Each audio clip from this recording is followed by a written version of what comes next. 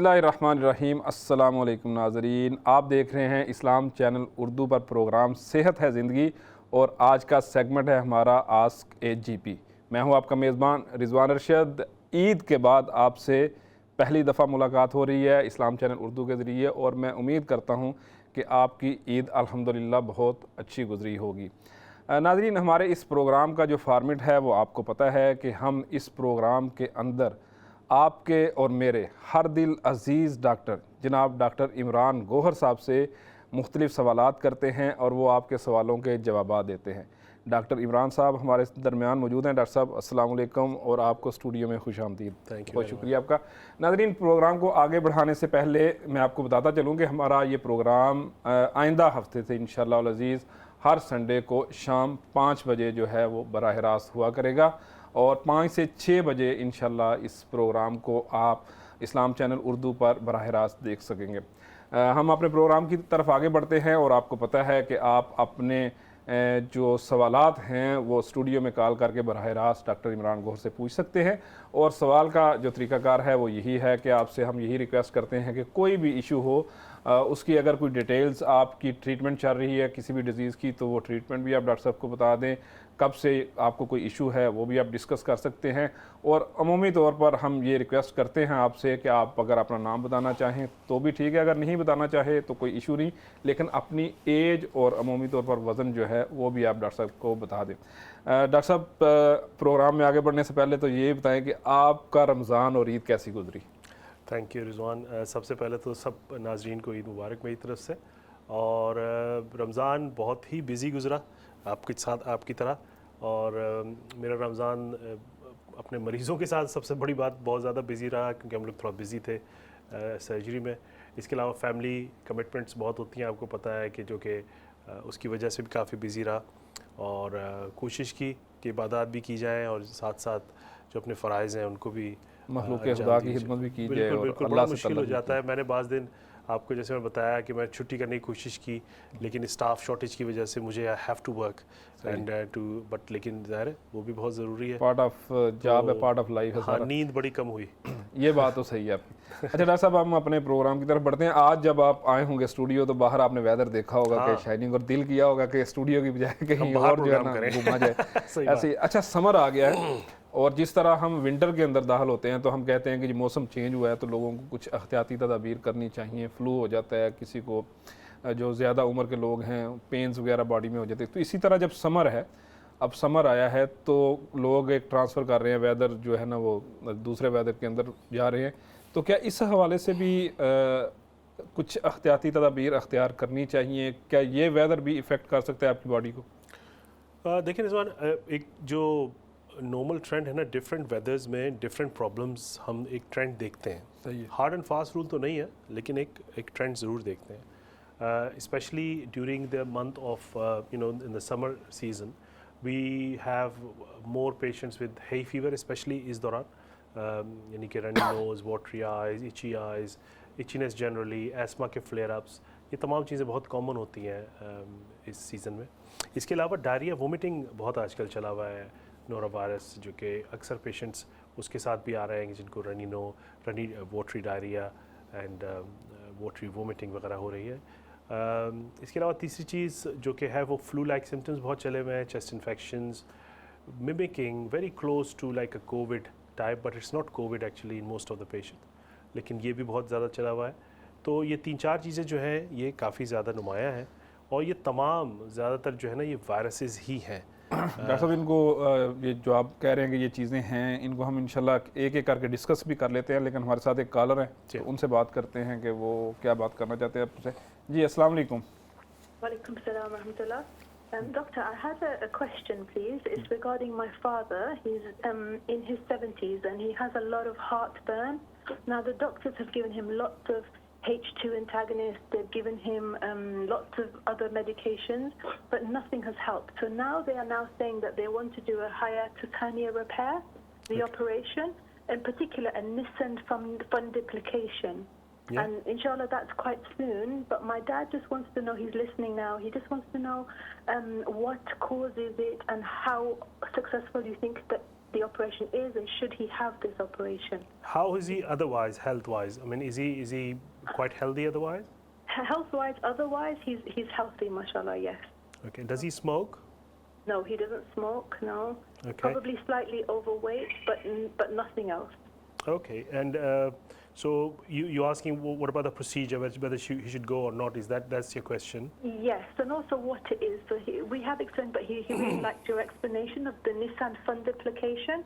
So it's a hiatus repair, and the doctor said he's going to sort of tie the stomach to the esophagus as well, and then he's given us precautions like for 2 weeks only liquid food, and then slightly solid food. So we just want to know if he should go ahead with Okay, sure. I'll try and explain it to you. Thank you very much for your call, बहुत शुक्रिया जी doctor साहब। मेरे ख्याल आप इनको answer कर दें, फिर हम अपने टॉपिक्स की तरफ। सॉरी, हमारे साथ एक और कॉलर है, उनको भी ऐड कर लेते हैं। जी अस्सलाम वालेकुम। वालेकुम अस्सलाम। आप और डॉक्टर साहब, आपको मैं कहना चाहती हूँ कि ईद मुबारक बिलेटेड। और आपने ईद पे मैंने सोचा क्या तोहफा दूँ, फिर मैंने दुआ के लिए हाथ बुलंद किए और आपके लिए बहुत सारी दुआएं की। बड़ी मेहरबानी, ये मेरा ईद का बहुत तोहफा शुक्रिया है आपका। जज़ाकल्लाह, और जज़ाकल्लाह। डॉक्टर साहब, मैं कहना चाहती थी इस्लाम चैनल को, भाई ये ज्यादती है। कोई डॉक्टर साहब कोई इस्लाम चैनल पे 1 महीने के लिए खत्म कर दिया, हम तो बड़ी तकलीफ में आ गए। नेक्स्ट ईयर से 2 हफ्ते के बाद डॉक्टर साहब का प्रोग्राम, रमजान में तो आपकी अशद जरूरत रही। अच्छा। इसलिए मेरी एक रिक्वेस्ट है। जी। आप सही है। इंशाल्लाह डॉक्टर साहब अगली कॉल भी लेते हैं, लेकिन लोगों की आपसे मोहब्बत है, लेकिन आपको पता है ना डॉक्टर की ज़रूरत रमज़ान के बाद ज़्यादा पड़ती है। जी अगले कॉलर से बात करते हैं। जी अस्सलाम वालेकुम। अस्सलाम वालेकुम रिजवान बेटा, क्या हाल है?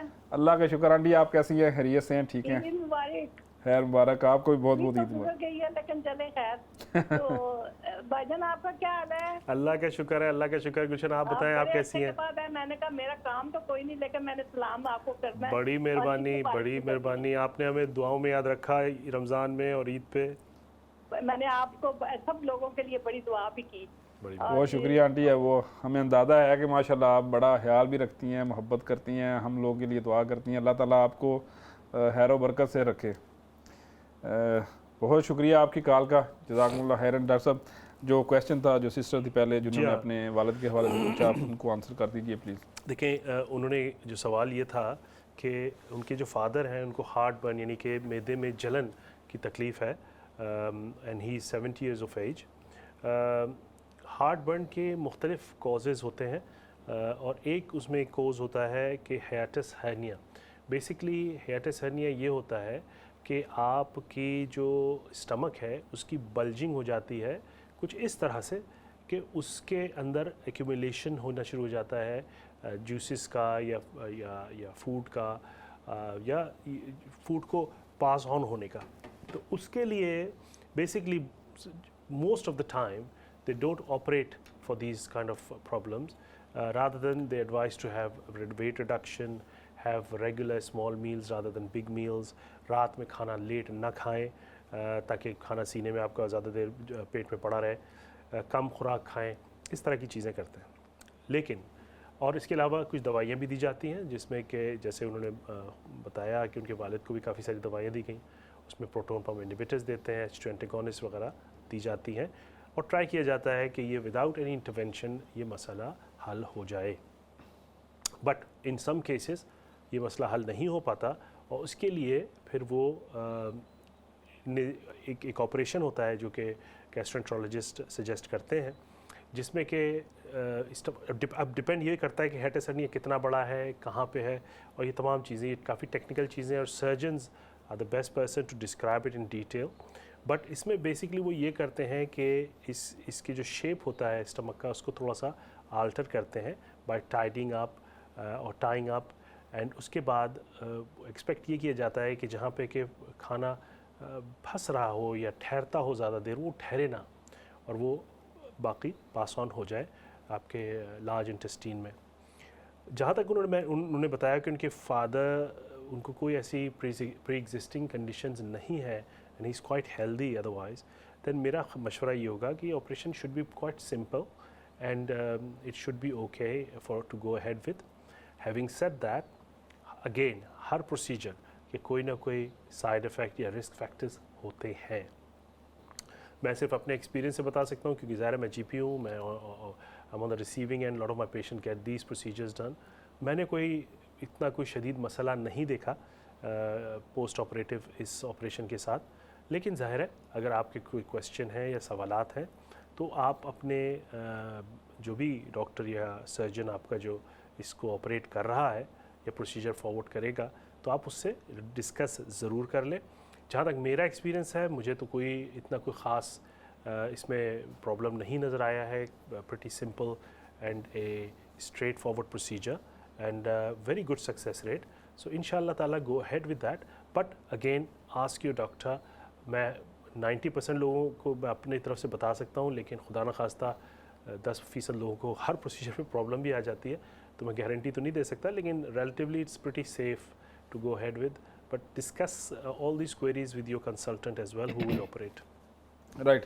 अच्छा डॉक्टर साहब, आप जब हम प्रोग्राम का आगाज़ किया तो आपने कहा कि वेदर के हवाले से ज़ाहिर जी है हाँ। डायरिया, वोमिटिंग या जो है इस मौसम के अंदर भी आपको हे फीवर या फ्लू वगैरह हो जाता है। तो बुनियादी तौर पे क्या वजूहात हैं कि समर के अंदर भी फ्लू, आम तौर पर हम ये कंसीडर करते हैं कि ये विंटर की जो है ना बीमारी है, लेकिन समर के अंदर किस वजह से फ्लू हो सकता है? देखिए, फ्लू के जो रीजनिंग है ना वो ऑलमोस्ट डिपेंड करता है। अभी जैसे कि मैं बात बता रहा हूँ आपसे कि पिछले चंद हफ्तों से या महीनों से फ्लू चला हुआ है, तो काफ़ी लोगों को एक्चुअली मिक्सअप हुआ है, काफ़ी लोगों को कोविड भी हुआ है अभी भी। जी बिल्कुल। मार्च में काफ़ी मेरे केसेस पॉजिटिव आए पेशेंट्स कोविड के, और उसी से मिलता जुलता दूसरा वायरस भी है जो कि कोविड नहीं है। So it's a very very difficult one two से कि सिर्फ किस तरह का इन्फेक्शन और उसकी वजूहात सेम ही है, वही खांसी, नज़ला, ज़ुकाम। और ज़्यादातर असल में लोगों को इस तरह हो रहा है कि एक घर में एक फ़र्द को हुआ है और उसके बाद तमाम लोग जो है ना उसकी लपेट में आ गए। इसी तरह डायरिया वोमिटिंग का भी यही सिलसिला है कि एक आदमी को घर में हुआ है और तमाम लोग लपेट में आ गए। तो इसकी जो सिवियरिटी है वो उतनी नहीं है जो कि जैसे कोविड की वबा की थी इस तरह, लेकिन चाह रहे वो लोग जो कि क्लोज प्रॉक्सिमिटीज़ में हैं वो अफेक्ट हो रहे हैं छोटे लेवल पे, लेकिन वो अफेक्ट हो रहे हैं। वही हाथ, खांसी, चीज़ों को टच करना, वही तमाम फैक्टर्स जो कि हम कोविड में पूरे 2-2.5 साल डिस्कस करते रहे हैं, वही चीज़ें इस वायरस को भी प्रोपगेट करती हैं, ख़ास के खांसी और नज़ला ज़ुकाम वगैरह को। लेकिन कोई ख़ास इस तरह की मैंने तो नोट अक्सर किया है कि चेंज ऑफ द सीज़न जब होना शुरू होता है तो ये तमाम चीज़ें ज़रूर आती हैं, ख़ास के नज़ला ज़ुकाम बुखार अक्सर चेंज ऑफ द वेदर में होता है। अब उसकी सिवियरिटी क्या है और कितने लोग अफेक्ट होते हैं ये बड़ा वेरी करता है इंडिविजुअल पे, लोगों की सेहत पे and other bits and pieces, लेकिन ये quite commonly happen when there is a change of weather and one season to the other season as well.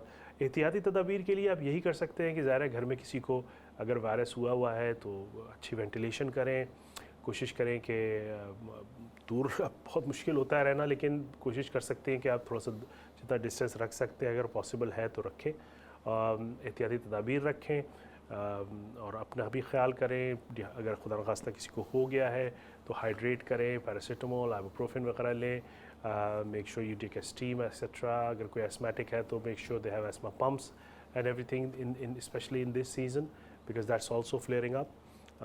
और अगर नोरा वायरस है यानी कि डायरिया वोमिटिंग के सिम्टम्स आ रहे हैं तो उसके लिए हाथ का धोना, टावल्स का सेपरेट रखना, when they're going toilet make sure they wipe things and you know hygienic advice basically so that you can minimize the spread of the virus to other family members।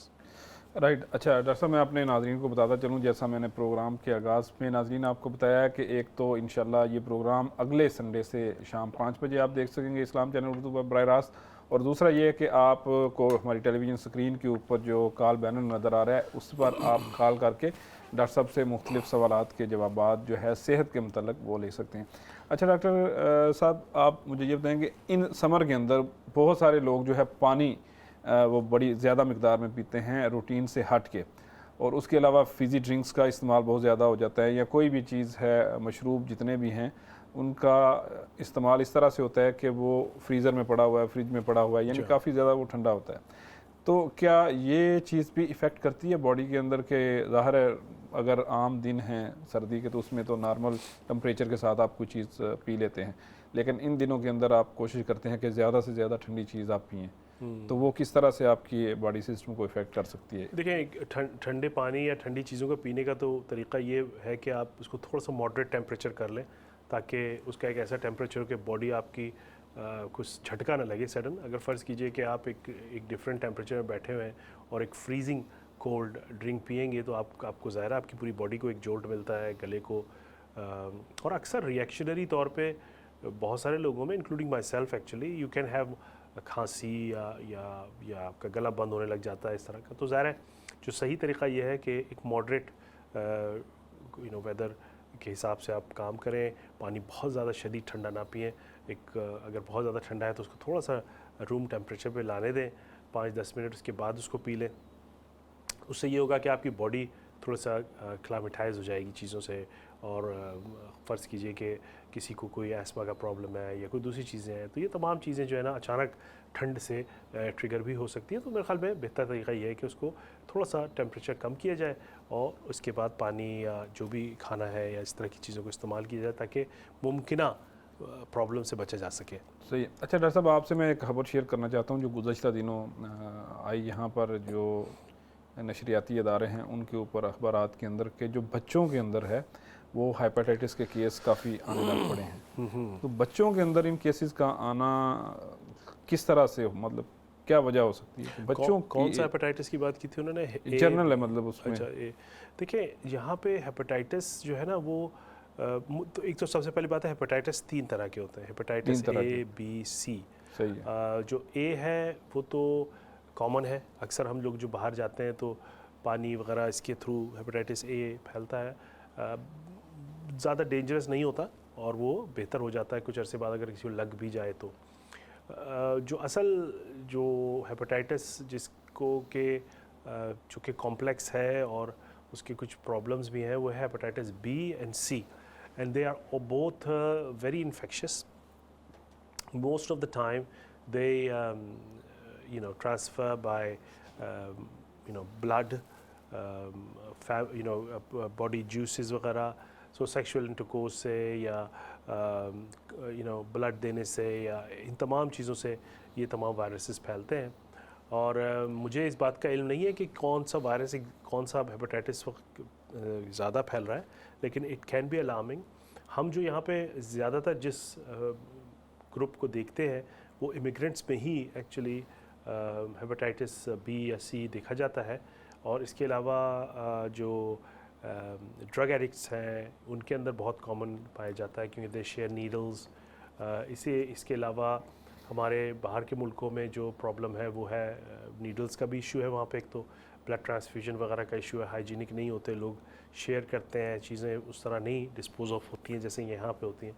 तो उसकी वजह से भी जो लोग बाहर से आते हैं अक्सर उनके अंदर हेपेटाइटिस का इशू होता है। उन बेचारों को पता भी नहीं चलता कि हेपेटाइटिस है उनको या नहीं है। दांत बेचारे लगवाने जाते हैं अब अब्रोड, हाइजीन नहीं होती चीज़ों की, तो किसी का भी कोई भी फ्लूइड का एक कतरा या एक कोई भी कंपोनेंट रह जाता है और वो दूसरे पेशेंट पे यूज़ कर लेते हैं तो डॉक्टर्स के थ्रू पास ऑन हो जाता है। Needles have the same issue as well abroad.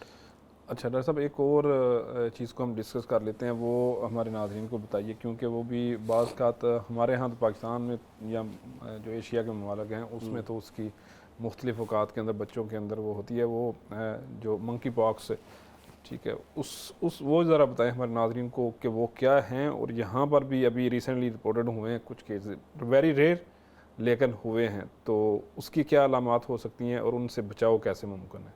अच्छा, वैसे वो हमारे यहाँ बैक हूँ तो बड़े ना देसी उसके टोटके हैं, बड़े अजीब व गरीब किस्म के, तो ज़ाहिर है we can't implement those things here.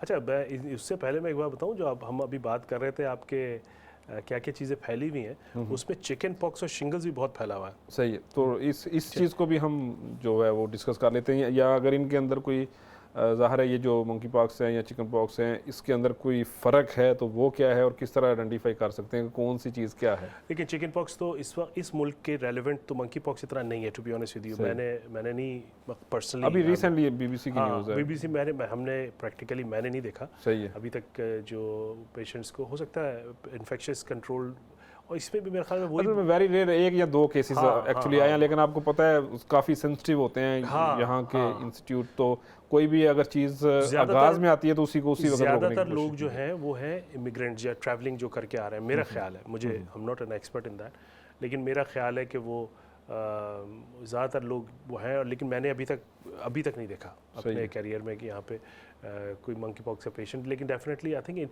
इसके लिए जो भी इदारे एयरपोर्ट्स वगैरह पे या पोर्ट्स पे होते हैं, I think they are the one who pick this thing. अभी तक मेरे पूरे इलाके में जहाँ मैं काम करता हूँ या लंदन में मेरा काफ़ी, तो मैंने अभी तक तो नहीं देखा या मेरे किसी करीबी डॉक्टर ने बताया हो कि उसने देखा है। इन्फेक्शस कंट्रोल जो इन्फेक्शस डिजीज़ का डिपार्टमेंट होता है, हो सकता है वहाँ पे हो, तो इससे हमारा डायरेक्टली एज ए जीपी तो बहुत ज़्यादा रब्ता नहीं है, नंबर 1। हाँ, जहाँ तक चिकन पॉक्स वगैरह का या दूसरी जो चीज़ें हैं, इनसे ये हमारे आजकल बहुत ज़्यादा ये भी बढ़ा हुआ है, चिकन पॉक्स बहुत ज़्यादा बढ़ा हुआ है, ख़ास के स्कूल गोइंग चिल्ड्रन में। उसके लिए उसका भी जो है वो कोई इलाज तो नहीं है, और उसके लिए पेरेंट्स को फिर अक्सर अभी ऐसा हुआ है कि पेरेंट्स बच्चों को सर्जरीज लेकर आ गए और हॉस्पिटल लेके पहुंच गए, जिसके लिए हम उनको मना करते हैं एक्चुअली, क्योंकि आप दूसरों को भी उससे इन्फेक्ट कर सकते हैं और उसका कोई इलाज नहीं है। आप घर पे रहें 7 दिन तक। वो वक्त के साथ साथ खुद ही खत्म होंगे। बिल्कुल। चिकन पॉक्स मुझे नहीं याद उर्दू में क्या बोलते हैं चिकन पॉक्स को, लेकिन वहाँ तो बस सिंपल कहते हैं दाने निकले हुए हैं। हाँ वही। तो बेसिकली उसमें ये होता है कि आपको बच्चों को अक्सर आप नोट करेंगे कि उनके जैसे कि दाने शुरू हो जाते हैं, 2-3 दिन बाद फिर वो क्रस्टी हो जाते हैं, और उसके बाद 5 से 7 दिन में वो डाई डाउन होना शुरू हो जाते हैं। चिकन पॉक्स का जो वायरस होता है वो इन्फेक्शस होता है from the day they have a rash, first spot आता है जिस दिन, उससे लेके 7 दिन तक वो इन्फेक्शस होता है। तो अगर आप फ़र्ज़ कीजिए आपके बच्चे को हो जाता है और वो उसका आपके साथ दूसरा बच्चा भी उसका बैठा हुआ है, तो बहुत ज़्यादा चांसेस है कि उस बच्चे को दूसरे वाले को भी हो जाएगा। लेकिन तो उसका incubation period from 7 to 14 days है। नॉट नेसेसरी कि वो आज उसको लगा है तो वो रैश हो सकता है उसके 2 हफ्ते बाद आएंगे। 2 हफ्ते बाद। तो ये बात है। तो उसके लिए हम तरीका यही होता है कि भाई आपको अगर किसी को घर में हो गया है तो आप उसको घर पे रखें, एहतियात करें। कोई भी बुज़ुर्ग हैं या किसी को कैंसर है या किसी को कोई दूसरी बीमारी है तो उससे बच्चों को अवॉइड करके रखें। चिकन पॉक्स की एक अच्छी बात यह है कि 90% लोगों को एक दफ़ा अगर ज़िंदगी में चिकन पॉक्स होता है तो दोबारा नहीं होता। बॉडी के अंदर इम्यूनिटी आ जाती है। सही है। अगेन इसका कोई हार्ड एंड फास्ट रूल नहीं है, बहुत सारे लोगों को दोबारा भी हो जाता है अनलकीली, लेकिन ज़्यादातर लोगों को नहीं होता। तो उसके लिए लेकिन जो मैं सबसे इम्पॉर्टेंट मशवरा ये होता है कि पब्लिक प्लेसेस पे ना जाएं, क्योंकि आपको नहीं पता कि उस जगह पे जो शख्स दूसरा आपके साथ खड़ा है या खड़ी है उसको खुदा न खास्ता क्या बीमारी है, क्या प्रॉब्लम है। और फ़र्ज़ कीजिए कि कोई शख्स कैंसर की ट्रीटमेंट पे जा रहा है या किसी को कैंसर है, कीमोथेरेपी है या कोई और भी मुख्तलिफ इम्यूनोसप्रेसेंट बीमारियाँ हैं, तो वो चिकन पॉक्स उनके लिए जानलेवा भी साबित हो सकता है, क्योंकि ज़ाहिर उनकी बॉडी में जान तो नहीं है, उनकी बॉडी की खुद मुदाफ़त कम है।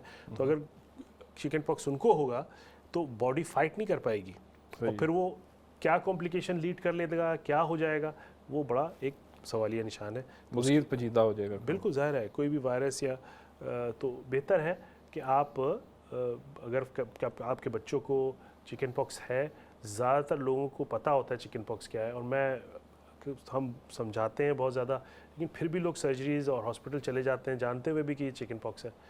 मतलब थोड़ा सा इस एहतियात करें, लोगों का दूसरे लोगों का ख्याल करें। जैसे आपने बताया कि बहुत सारे लोगों को ये चिकन पॉक्स वगैरह का पता होता है, तो अमूमी तौर पर उनको मशवरा यही है कि वो बच्चे को अलग रखें घर के अंदर भी, या देखिए वो बच्चे को अलहदा आइसोलेशन वाला सीन तो नहीं कि अब क्योंकि ज़्यादातर माँ बाप को पहले हुआ होता है। सही है। तो माँ बाप तो इम्यून होते हैं, माँ बाप तो नहीं, उनको नहीं होता।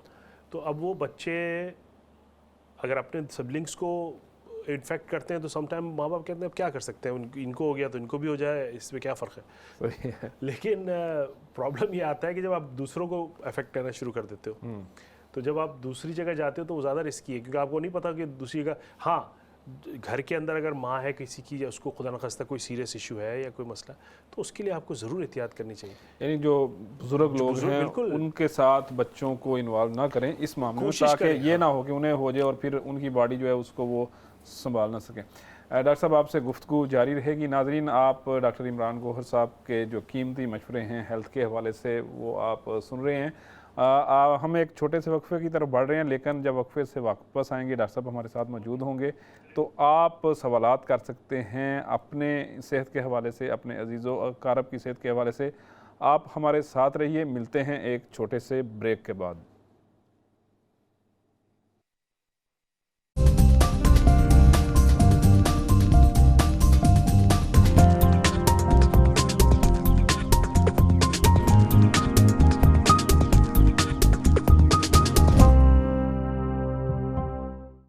नाजरीन, ब्रेक के बाद आपको प्रोग्राम सेहत है ज़िंदगी के सेगमेंट आस्क के जीपी में एक दफ़ा फिर मैं खुशामदीद कहता हूँ। जैसा मैंने आपको पहले बताया कि इंशाल्लाह अगले संडे से हमारा ये प्रोग्राम शाम के 5 बजे हुआ करेगा और आप लोग शाम 5 बजे से शाम 6 बजे तक सेहत है ज़िंदगी को इस्लाम चैनल उर्दू पर बराह रास्त देख सकेंगे और डॉक्टर साहब के साथ गुफ्तगू भी कर सकेंगे, उनसे सवालात और जवाबात भी ले सकेंगे।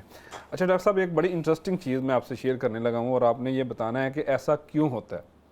अभी अल्हम्दुलिल्लाह रमज़ान गुज़रा, ईद के कुछ दिन भी जो है वो गुज़र गए, ईद के बाद के जो दिन होते हैं तकरीबन आलमोस्ट 5-7 दिन जो है वो हो चुके हैं। अमूमी तौर पर यह तस्वर किया जाता है कि जब रमज़ान आएगा तो इंसान इबादत करता है, अपनी जॉब में भी अगर है, बिज़नेस भी है, कुछ भी है, तो वो एक्टिविटीज़ ज़्यादा होती है, तो उसमें अमूमी तौर पर तसव्वुर ये होता है कि बंदे का वज़न जो है वो कम हो जाएगा। लेकिन जब सहर व अफ्तार के ऊपर दस्तरखान सजते हैं तो वो अगर उसमें से एक एक चीज़ भी आप खाएं तो वो बहुत ज़्यादा चीज़ हो जाती है और उसमें फिर बढ़ जाता है। और अभी जो हमें कुछ सवालात आए वो भी इस हवाले से थे कि लोग कह रहे थे जी हम तो कम करने के चक्कर में बढ़ा बैठे हैं, तो अब क्या किया जाए। आपको याद होगा रिजवान, रमज़ान से पहले हमने ये बात डिस्कशन हुई थी हमारी कि खाने का क्या किया जाए, बिल्कुल ऐसे और किस तरह से रमज़ान की तैयारी की जाए। और हमने ये डिस्कशन किया था कि हर साल ही ये एक्चुअली सवालात आते हैं कि भाई खाने को थोड़ा मॉडरेशन में रखें, किस तरह का खाना खाएं, कब खाएं, किस मकदार में खाएं। लेकिन फिर भी प्रॉब्लम ये होती है कि रमज़ान एक ऐसा महीना है कि हम अपनी यहाँ इस कंट्री में ख़ास के हमको अपनी तमाम ज़िंदगी के मामलात भी चलाने पड़ते हैं, साथ साथ अल्लाह ताला की इबादत और रमज़ान के जो चीज़ें हैं उनको भी पूरा करना पड़ता है। और ख़ास कि जिस टाइम पे हम अफ्तार करने बैठते हैं तो फिर माशाल्लाह इतनी सारी चीज़ें जमा होती हैं कि वो फिर कंट्रोल करना बड़ा मुश्किल हो जाता है। और यही वजह है कि अक्सर लोग जो है वो रमज़ान के बाद they put on weight, and when they put on weight they also knock at the door of having diabetes and also high blood pressure as well। और फिर वो उनको जब कुछ लोग ऐसे होते हैं कि जो ऑलरेडी बॉर्डर पे होते हैं और रमज़ान के बाद वो जो बॉर्डर के उस पार चले जाते हैं जहाँ पे उनको डॉक्टर से रुजू करना पड़ता है। तो मैं पहले भी ये बात हम बहुत दफ़ा कह चुके हैं कि रमज़ान के दौरान एहतियात की करनी चाहिए, हमें खाने पीने में किस तरह का खाना खाना चाहिए, ख़ास तौर पे उन लोगों को जो कि बॉर्डरलाइन डायबिटिक हैं या बॉर्डरलाइन हाई ब्लड प्रेशर। ये बात तो वो है कि जो पहले वाली थी, अब तो जो होना था वो हो गया। हाँ। अब लोगों ने जो वजन गेन कर लिया उसका हल क्या है, तो ये तो आप उनको अगले साल के लिए जो है ना प्रिपेयर कर रहे हैं। उसके लिए फिर वही बात है कि आपने अपने आप को पोर्शंस को कम करना है अभी के लिए। बिल्कुल बिल्कुल बिल्कुल। To start with something number 1। अभी फ़र्ज़ कीजिए कि किसी ने लेट से 5-10 kgs बढ़ा लिया, तो ज़ाहिर है उसको 5-10 kgs को पीछे लाने की ज़रूरत है ना। अब वो या तो 2 चॉइस है, या तो वो दवाई पे चला जाए या फिर वो अपने वज़न को नीचे लेके आने की कोशिश करे। और इनिशियली सिर्फ इस काम के लिए दवाई पे जाना, आई think that is not a good idea. I mean not a ideal situation. Not at all, not at all. और ऑफ कोर्स दवाई से जितना बचा जा सके तो बचना ही चाहिए। दवाई को तो लास्ट रिजॉर्ट होना चाहिए हर चीज़ के लिए। और हर चीज़ के प्रॉज एंड कॉन्स हैं, हर चीज़ के साइड इफ़ेक्ट्स हैं, हर चीज़ के रिस्क्स हैं। इस तरह दवाई के भी रिस्क्स हैं। फ़र्ज़ कीजिए कि अगर कोई शख्स वेट रिड्यूस करके अपनी डायबिटीज़ को रिवर्स कर सकता है या हाई ब्लड प्रेशर कर सकता है तो absolutely they should go for it. और अपना ख्याल करना चाहिए इस मामले में। उसके लिए अगर ड्रास्टिक चेंजेस भी लानी चाहिए। अक्सर लोग जो है वो हमें कहते हैं डॉक्टर साहब रमज़ान में बड़ा मुश्किल हो जाता है क्योंकि खाना और फैमिली प्रेशर और सोशल प्रेशर, और इस दफ़ा तो कोविड के बाद लोग मिलना जुलना शुरू हुए तो ज़ाहिर वो भी एक बहुत बड़ा प्रेशर, क्योंकि लोगों ने 2-2.5 साल डिफरेंट फैमिलीज़ में गए नहीं, इंटरेक्शन ही नहीं किया। तो इस दफ़ा तो पहली दफ़ा लोग एक दूसरे के जा रहे थे, दावतें कर रहे थे, तो उसकी वजह से भी कुछ ज़्यादा खुश खुराकी हो गई। तो मेरे ख्याल में ठीक है, जो होना था वो हो गया, लेकिन अब उसको रिवर्स करें। और उसको कोशिश ज़रूर करें कि उसको रिवर्स किया जा सके। अपने कैलोरी वॉच करें, जो समोसे और ये सारी चीज़ें खाई थी उसको अब ना खाएं कम से कम, क्योंकि ज़ाहिर है ये तमाम चीज़ें हाई कैलोरी होती हैं जो कि आपके वज़न को अच्छा, इस पे डॉक्टर साहब मेरा एक और क्वेश्चन है, वो भी मैं आपसे करूंगा, लेकिन एक कॉलर है जी। हमारे साथ, उनसे पूछते हैं कि वो आपसे क्या सवाल करना चाहते हैं। जी अस्सलाम वालेकुम। वालेकुम सलाम। जी जी डॉक्टर साहब से बात करनी है। जी डॉक्टर जी, साहब सुन रहा आपको हूँ। सुन रहे हैं, अस्सलाम आप क्वेश्चन कीजिए डॉक्टर साहब से। अस्सलाम वालेकुम डॉक्टर साहब। वालेकुम अस्सलाम।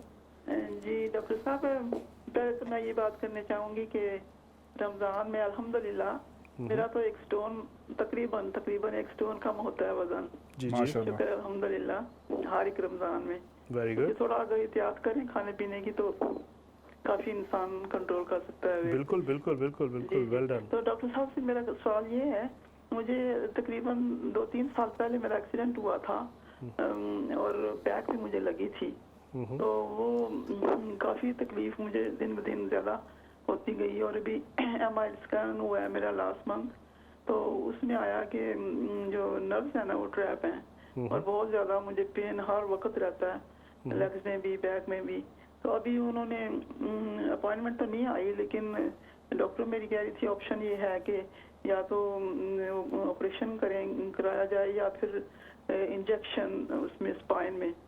तो मैंने डॉक्टर साहब से ये पूछना है कि अगर ऑपरेशन तो मैं नहीं करवाऊंगी, वो मैं नहीं पसंद नहीं करती, तो वैसे भी बहुत लोगों को देखा है कि वो बस हो जाते हैं ऑपरेशन के बाद ज़्यादा, लेकिन जो दूसरा ऑप्शन है इंजेक्शन का, उसके बारे में पूछना है डॉक्टर साहब से कि उसके साइड इफ़ेक्ट क्या होते हैं अगर वो मैं लगवाऊं तो, और फिर एवरी 6 मंथ्स वो लगवाना पड़ता है, तो वो ठीक रहता है, ठीक रहेगा? आपने फिजियो वगैरह करवाई है?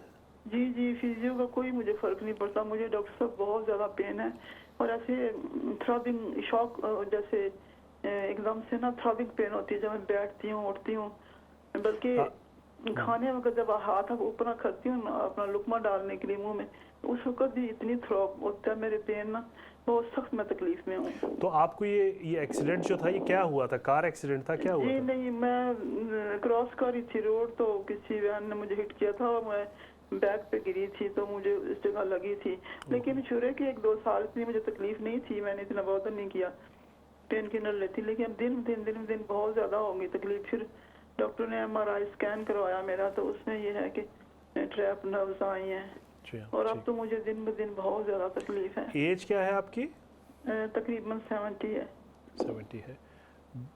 तो डॉक्टर साहब ये मैं आपको बिल्कुल इंजेक्शन के बारे में मैं आपको बिल्कुल बताता हूँ, आप फिक्र ना बहुत करें। शुक्रिया आपकी कॉल का। बहुत बहुत शुक्रिया, बहुत thank you very much for your call. जी डॉक्टर साहब, इंजेक्शन के साइड इफ़ेक्ट्स के हवाले से जो है ना वो आपसे पूछना चाह रहे हैं। सबसे पहले तो well done for losing weight during Ramzan, and I think we should appreciate to those who followed the advice, and अच्छा किया आपने लूज़ किया वेट, लोगों के लिए एग्जांपल है। अनफॉर्चुनेटली आपने बताया कि आपका एक्सीडेंट हुआ था कुछ अर्से पहले, hit by van, and since then ये बैक का इश्यूज़ जो है वो अंडरलाइंग हो गया, लेकिन फ्लेयर अप हुआ है रिसेंटली। MRI करवाया है, MRI में आपकी नर्व की जो है वो इम्पिंजमेंट आई है और आपको पेन होता है जो कि बैक से लेके नीचे भी जाता है। फिजियोथेरेपी करवा चुकी हैं and you are 70 years of age without any other serious issues. Now जो बैक पेन है आइदर एक्सीडेंट के थ्रू हुआ हो या वर्क के थ्रू हुआ हो, वो एक बहुत ही सीरियस इशू है जिसको हम बहुत दफ़ा डिस्कस कर चुके हैं। ख़ास तौर पे अगर जो नर्व है जो कि आपकी स्पाइनल कोड जो कि आपकी जो वर्टिब्रे है जो कि उसके अंदर से गुज़रती है, अगर उसकी दबाव से, उसकी घिसाव से या उसकी मिसप्लेसमेंट हो जाने से किसी वजह से भी अगर वो नर्व को हल्का सा टच करती है या इम्पिंच करती है तो सिम्टम्स और पेन बहुत शदीद होते हैं। And I think that is what is happening with this lady as well. ना उसके लिए करना क्या चाहिए? उन्होंने फिजियोथेरेपी भी करवा ली है, अब पता चला है कि उनकी नर्व जो है वो टच कर रही है, तो अब क्या किया जाए? उन्होंने मुझसे पूछा कि नर्व के जो इंजेक्शन है वो एक ऐसा ऑप्शन है, बहुत अच्छा ऑप्शन है और बहुत कामयाब ऑप्शन है। अगर एक अच्छा एक्सपर्ट डॉक्टर, जो कि ज़्यादातर यहाँ पे बड़े एक्सपर्ट डॉक्टर ही लगाते हैं ये इंजेक्शन, तो इसके results are very very good. ज़ाहिर है मैं फिर वही बात करूँगा कि हर प्रोसीजर, हर इलाज, हर दवाई का एक पॉसिबल साइड इफ़ेक्ट तो हो सकता है, लेकिन मेरे जहाँ तक का अंदाज़ा है, जितने लोगों को मैं जानता हूँ, उसमें ये मेजॉरिटी लोगों में पॉजिटिव इफ़ेक्ट होता है इसका। लेकिन ज़ाहिर है it has its own time limit. 6 से 12 महीने ज़्यादातर लोगों में रहता है, कुछ लोगों में एक्चुअली इससे भी ज़्यादा मैंने देखा रहते हुए, लेकिन मैं क्या एवरेज बता रहा हूँ आपसे। और गारंटी किसी कोई चीज़ की नहीं कर सकते अनफॉर्चुनेटली। 70% 80% लोगों में बहुत अच्छा काम करता है, लेकिन बाज़ लोगों में 15-20% में नहीं भी करता है।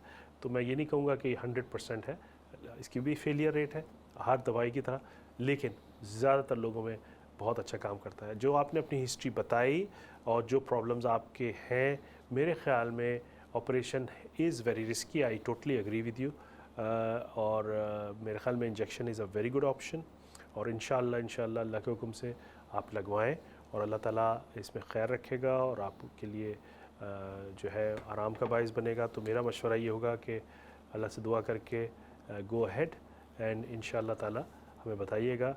इसमें ज़्यादा टाइम लगेगा, पॉजिटिव सोच के साथ जाएं, ज़्यादातर लोग इससे अच्छे होते हैं, तो इंशाअल्लाह ताला आपको भी इससे फ़ायदा होगा।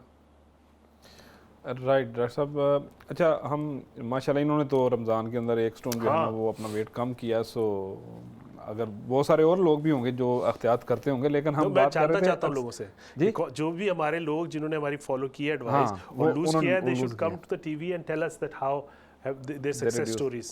सही है। अच्छा अभी ये बताएं कि अगर कोई बंदा उन सारे अवामल के बाद जो रमज़ान मुबारक ने उसने किए अपने वज़न को बढ़ाने के लिए कम करना चाहता है अभी, तो हम तो, और आपकी एडवाइस हमेशा ये रही है कि चीज़ों को ग्रेजुअली जो है ना वो नीचे लेके आएँ, इंस्टेड कि आप बिल्कुल ही एक वो कीटो डाइट पे चले जाएंगे इस तरह करके। तो अभी ज़ाहिर है हमारे जो कल्चरल चीज़ें हैं उसके अंदर तो रोगनी जो है ना चीज़ें वो ज़्यादा हैं कि आप वो खा रहे हैं या इस तरह करके। तो मैंने देखा कि बहुत सारे लोग ऐसे हैं कि जो बिल्कुल स्विच कर जाते हैं फ्रूट और वेजिटेबल्स के ऊपर, यानी रोटी को बिल्कुल वो छोड़ देते हैं, ब्रेड को छोड़ देते हैं। तो आपका क्या मशवरा है कि अगर किसी ने अपने इस चीज़ की तरफ आना है, फ्रूट वेजिटेबल्स, या उनके अंदर इतनी कैलोरीज होती हैं कि हम जिस लाइफस्टाइल के साथ अपनी ज़िंदगी गुजार रहे होते हैं, जहाँ पर आपको रोटी मिल रही होती है, चावल मिल रहे होते हैं या गोश्त मिल रहा होता है, इस तरह की चीज़ें, तो वो एडजस्टेबल होती है आपकी बॉडी कि आप उसको कवर अप कर सकते हैं फ्रूट्स के साथ या वेजिटेबल्स के साथ? देखिए मेरा तो हमेशा से एक ही स्टांस होता है कि ग्रेजुअल एंड मिक्स जो भी चीज़ें, फ़र्ज़ कीजिए कोई शख्स, हम अगर अपनी ज़िंदगी में देखें ना, तो हमारे यहाँ कोई ना कोई एक ऐसी चीज़ होगी हमारी खुराक में कि जो कि हमारा बैलेंस को टिप करती है। अगर आप अपना देखें या मैं अपना देखूँ, आपको लगेगा यार मैं शायद चावल ज़्यादा खाता हूँ, कोई शख्स बोलेगा यार मैं रोटी ज़्यादा खाता हूँ, कोई बोलेगा कि मैं स्वीट्स ज़्यादा खाता हूँ या फिज़ी ड्रिंक्स बहुत ज़्यादा पीता हूँ। तो आप हर एक आदमी का कोई ना कोई पैटर्न होता है। इसी तरह एक चीज़ आप मिस कर गए हमारी, कोई कहता है कि मैं चाय के बगैर नहीं रह सकता, चाय के बगैर नहीं रह सकता, और चाय में 3-3 4-4 चम्मच चीनी डालते हैं लोग, और चाय भी फिर मुख्तलिफ नोयत की होती है। एक तो है पानी डाल लें जी, इंग्लिश टी है, कुछ कहता है नहीं मैंने देसी पीनी है कड़क वाली दूध पत्ती के साथ, बिल्कुल सही। और वो फिर वो फुल गाड़ी जो होती है ना वो मैं जानता हूँ ऐसे लोगों को, बल्कि मेरे खुद 3-3 चम्मच चीनी, 4-4 चम्मच चीनी, मतलब आप इतनी चम्मच चीनी डाल के तो आप कैसे। तो कहने का मकसद है कि हर इंसान को पता होता है कि वो क्या चीज़ ज़्यादा ले रहा है, तो और उसी चीज़ को अटैक करना चाहिए। हो सकता है मैं चावल ज़्यादा ना खाता हूँ, तो मुझे चावल कम करने से क्या फ़र्क पड़ेगा, it's not something causing weight in myself. So मुझे अपने, हर इंसान को अपनी खुराक में देखना चाहिए कि आया वो क्या ले, तो मेरे लिए जो चीज़ सूट करती है may not suit you, that is important. अच्छा ये सबसे इम्पोर्टेंट चीज़ है कि अब बहुत सारे लोग वाकईतन ऐसे हैं कि जो ठीक ठाक खाना खाते हैं, लेकिन वो उनका जो मेटाबॉलिज्म सिस्टम है वो उसको एडजस्ट कर जाता है, वो उनकी जनाब चर्बी चढ़ती नहीं है उनके ऊपर, वो वैसे के वैसे दुबले पतले रहते हैं। बाज़ लोग ऐसे लकी और बाज़ लोग जो हैं वो आधी रोटी एक्स्ट्रा खा लें रूटीन से, तो वो आई थिंक पैटर्न ज़रूर होता है। आई थिंक ये हम अक्सर लोग बोलते हैं कि मैं तो सिर्फ आधी रोटी खाता हूँ या ये खाता हूँ। आधी रोटी से अगर आप कंसिस्टेंटली महीनों सिर्फ आधी रोटी खाते हैं, तो मैं इस चीज़ को नहीं बिलीव करता कि वज़न आपका बढ़ेगा। आधी रोटी में कुछ भी नहीं होता, ठीक है। लेकिन आई थिंक वो एक महावरतन लोग शायद एक बोलते हैं कि मैं आधी रोटी आधी होती है, लेकिन दाएं बाएं से बहुत सारी चीज़ें जो है ना वो हो जाती हैं बाहर से और इधर उधर रोटी के बाद दूसरी सारी चीज़ें काफ़ी होती, बिल्कुल वही बात है। तो आई थिंक अपनी जो भी खुराक है, बहुत इंपॉर्टेंट मैसेज, जो आप जिस तरह की खुराक है आप उसको सबसे पहले देखें, ना कि डॉक्टर गौर क्या लेते हैं या रिजवान अरशद क्या लेते हैं। रिजवान अरशद की खुराक कब कि में कोई चीज़ दूसरी कम करने से हो सकता है फ़ायदा हो, या आपका हो सकता है कुछ और हो। तो इसलिए अपनी खुराक की लिस्ट बनाएं और उसमें जो चीज़ भी आपको ओवर द टॉप आप खा रहे हैं या एक्सेसिव कैलोरीज के बाइस बन रही है, आप उसको सबसे पहले टैकल करें rather than following me blindly या XYZ पर्सन ब्लाइंडली। सबसे पहले मैं ऐसे लोगों को जानता हूँ कि जिनकी खुराक बड़ी अच्छी है, बड़े कोई मसला नहीं है, लेकिन वो जनाब 1 लीटर की जो है वो कोक पी जाते हैं। तो अब अगर वो खुराक पे बहस किए जाए कि डॉक्टर साहब मैंने तो ये खा छोड़ दिया, मैंने वो छोड़ दिया, लेकिन फिर भी मेरा वेट बढ़ रहा है, लेकिन वो ये नहीं बता रहे कि भाई मैं कोक भी पीता हूँ 1 लीटर रोज़, जिसमें कि God knows how many thousands and thousands of calories वो ले रहे हैं एक्स्ट्रा। और कुछ ऐसे भी हैं जो कहते हैं कि खुराक अच्छी है लेकिन उसके बाद मैं ज़रा सो जाता हूँ। हाँ, सोना ठीक है। तो हर एक इंसान के लिए और एक इंडिविजुअली उसको अपने आप को एनालाइज करने की ज़रूरत होती है और उस चीज़ को कम करें जिसमें कि वो ज़्यादती हो रही है या बढ़ाव है उनके अंदर, न कि दूसरा शख्स क्या कर रहा है। अच्छा डॉक्टर साहब, एक वैसे मतलब अवेयरनेस के हवाले से एक सवाल है मेरा। फ़र्ज़ करें आप कोई भी बंदा है ओवर वेटेड है, ठीक है, जो हम बात तो करते हैं कि ग्रेजुअली उसको कम जो वज़न पर आना चाहिए और उसके लिए आप ज़ाहिर तजावीज़ भी दे रहे हैं, मशवरा भी दे रहे हैं और लोग माशाल्लाह उस पर अमल भी करते हैं। लेकिन अगर एक बंदा एक गोल सेट करता है तो आपकी नज़र में किसी भी फ़र्द के लिए द ड्यूरेशन ऑफ जो पीरियड है, ठीक है, इस चीज़ को नीचे लाने के लिए 2 महीने 3 महीने 4 महीने, वैसे तो कंसिस्टेंटली वो करता जाए तो दैन इट्स ओके। लेकिन अगर आप इनिशियल किसी को ये सजेस्ट करना चाहें कि इतने महीने आपने ये काम करना है तो then you would able to achieve your goal, आप यानी आप उस फेज़ में एंटर हो जाते हैं कि जब आप समझते हैं कि हाँ ये एक हैबिट बन गई है आपकी। बहुत अच्छा सवाल है रिजवानी, और बहुत लोग ये सवाल के जहन में होता है एक्चुअली, क्योंकि इंसान की फितरत है कि वो हर काम इस तरह का जो है वज़न स्पेशली लूज़ करने का वो बड़ा क्विक चाहता है। वो कहता है कि मुझे पता है डॉक्टर साहब मैं 1 महीने में कितना लूज़ कर जाऊँगा या 3 महीने में कितना लूज़ कर जाऊँगा।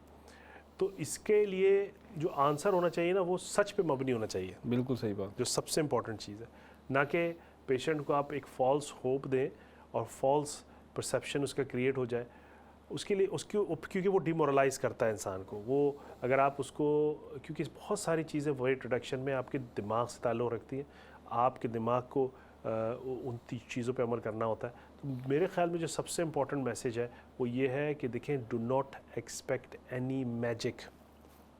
अगर आप ये समझते हैं कि मैं 3 महीने में स्लिम एंड ट्रिम और 6 पैक्स के साथ आ जाऊंगा सिर्फ अपनी बिरयानी कम करने से या अपनी चपातियाँ कम करने से या परोठे कम करने से, तो ये नहीं होता।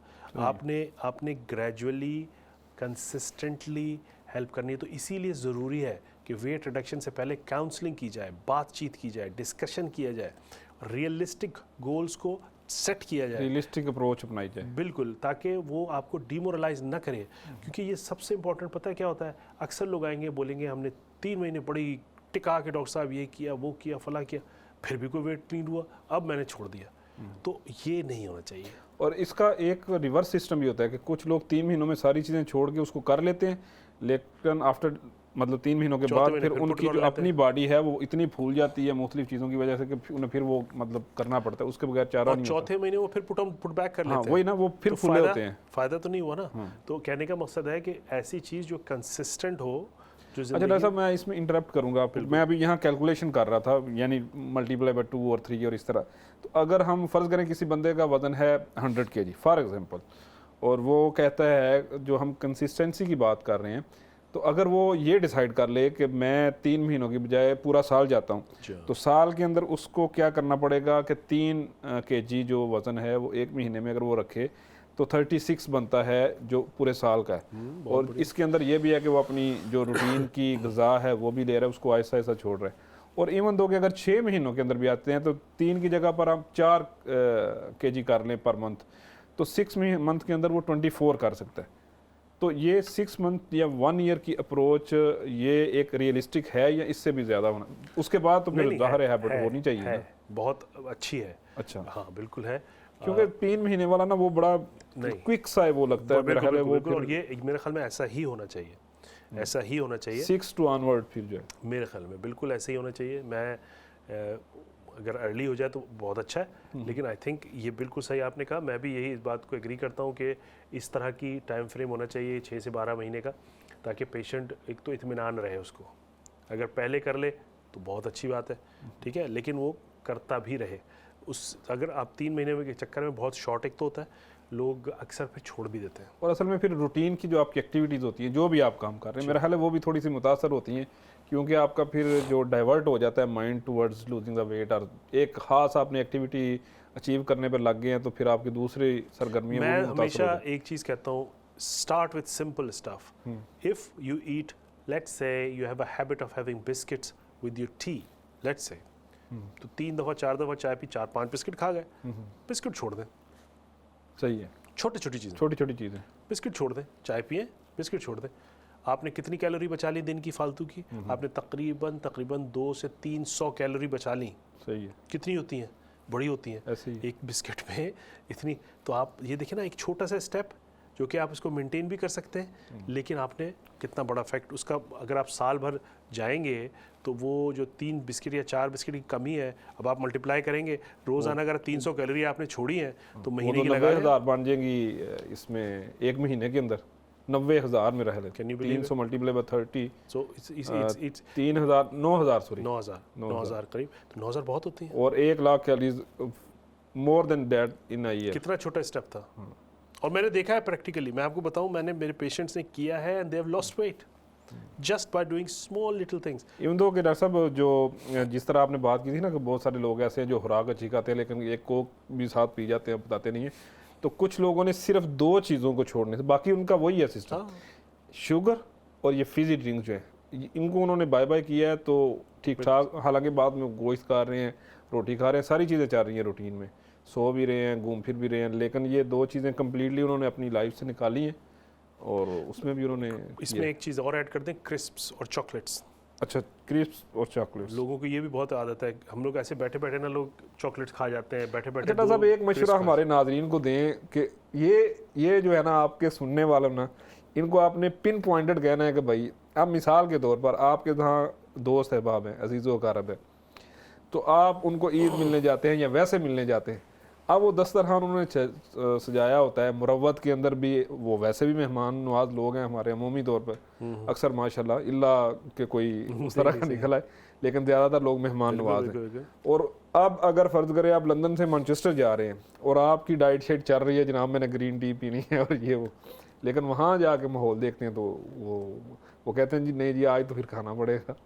उनके लिए एक मैसेज है कि भाई थोड़ा सा ख्याल किया जाना चाहिए। नहीं, उसके लिए फिर प्रिपेयर कर लें अपने आप को, ताकि जब अगर आपने कोई ऐसी तगड़ी दावत में जाना है तो पहले से 2-3 दिन जो है, maybe you can skip some meals, I mean just to accommodate before and after, and before and after, yes, maybe अपने खुराक हल्की रखें उससे पहले, क्योंकि उन्होंने तो बात नहीं आना। बिल्कुल नहीं आना। मैं तो आई थिंक खाने में, या जो जब अगर 3 वक्त का खाना ना खाएं, 2 वक्त का खा लें, 1 वक्त का खा लें, अगर आपने तगड़ी ग़िज़ा खानी है। मैं बिल्कुल मानता हूँ, क्योंकि हमारे जो त्यौहार होते हैं, त्यौहार भी वैसे भी डॉक्टर साहब, हमारा जो कल्चर इस तरह गया कि अगर हम वैसे किसी को मिलने जाएं तो, और आदमी देखिए ना, अब ईद के दिन अगर भी आप नहीं खाएंगे तो आप कब खाएंगे? तो ठीक है, अब मैं नहीं समझता कि 1-2 दिन can make such a huge difference in your life. लेकिन it should be just remain for 1 or 2 days, not like every week 1-2 days हो गए तो फिर तो काम गया। उसको रूटीन ना बनाए, रूटीन उसको ईद रोज़ाना ईद ना बनाए। मेरा ख्याल जो मुलाकातें ना वो भी ऑनलाइन हो जाए तो ज़्यादा बेहतर है इस तरह की। नहीं, अपने आप को थोड़ा सा। तो डॉक्टर साहब, एक हमारे पास वक्त कम है, आप इस सारी चीज़ को वैसे तो माशाल्लाह अच्छे तरीके से आपने बयान कर दिया, लेकिन अगर मज़ीद समराइज़ कर दें, तकरीबन 2 मिनट हमारे पास हैं इसी, क्योंकि अब हम ये टॉपिक छिड़ गया है वेट का भी। मैं समझता हूँ कि ये चीज़ ऐसी है जो अचीवेबल है, और लेकिन आपके मैसेज से लोग ज़ाहिर है तकवीयत पकड़ते हैं, तो मैं चाहता हूँ कि सारे सेगमेंट को आप सिर्फ समराइज़ कर दें 2-4 लाइनों के अंदर। देखिए, हम हमेशा कोशिश होती है कि जो अपने मशवरे हैं या जो टॉपिक हम चूज़ करते हैं वो अपने पेशेंट्स और या जो लोग कॉलर्स हैं उनके सवालातों पे मबनी होते हैं।